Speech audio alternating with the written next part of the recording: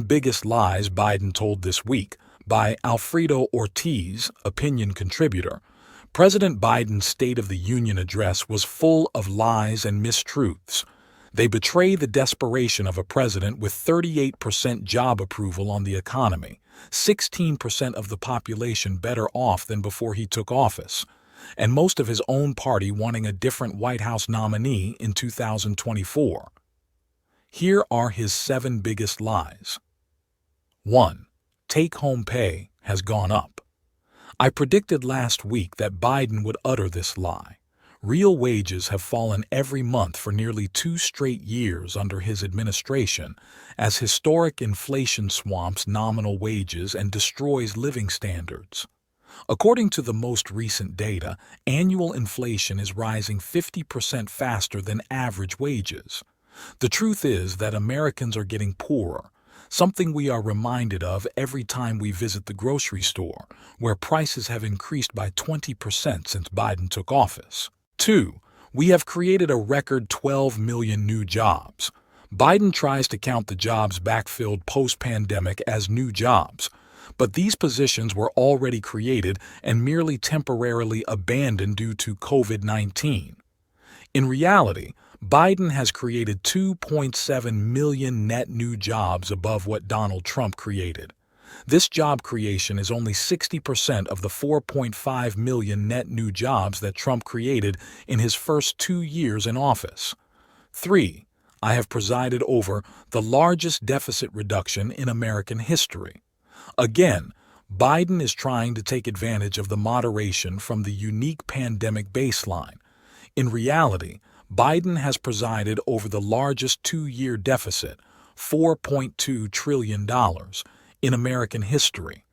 While it's true the annual deficit is lower than during the once-in-a-century pandemic in 2020, due to the expiration of pandemic-era spending, that's hardly something to cheer. In fact, Biden's reckless spending has prevented the deficit from falling below the outrageous $1 trillion mark in 2022. 4. 2 years ago, our economy was reeling. President Trump presided over the fastest economic recovery in American history, with the economy expanding by 11% in his last 6 months in office. Unfortunately, instead of simply continuing Trump's policies and riding his coattails to a rapid resurgence, Biden seized the opportunity to pass several $1 trillion worth of unnecessary spending that fueled historic inflation, putting a tremendous burden on small business owners and ordinary Americans. 5. Oil companies have invested too little of their profit to increase domestic production and keep gas prices down. Oil companies would like to expand production to take advantage of high oil prices, but the Biden administration's green energy policies make this very difficult. According to Heritage Foundation energy analyst Katie Tubb, the administration has proposed or finalized regulations that restrict nearly every aspect of the oil industry: financing and private sector investment, exploration and production, pipeline construction and operation, and consumer use. Biden has issued the fewest drilling permits since the end of World War II.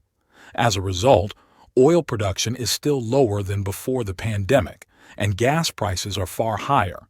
6. Now, thanks to all we've done, we're exporting American products. The same day as the State of the Union address, the government released 2022 trade figures showing the country hit a record trade deficit of almost $1 trillion last year. That's up 12.2% compared to 2021, precisely the opposite direction of Biden's claim. This unprecedented trade deficit is a direct consequence of Biden's bad policies, including climate and labor overregulation, that make it expensive to manufacture goods in America. 7. The wealthy don't pay their fair share. This stale Democrat talking point seems to make it into every stump speech, but it couldn't be further from the truth. The top 1% of highest-earning Americans pay nearly 50% of the nation's income taxes, about twice their share of national income.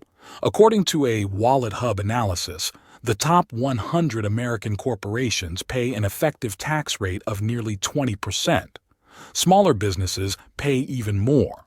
These liabilities don't include the high tax bills paid by companies' shareholders and executives. The American tax system is one of the most progressive in the developed world, with job creators paying far more than their fair share, despite Democrats' nonstop claims to the contrary.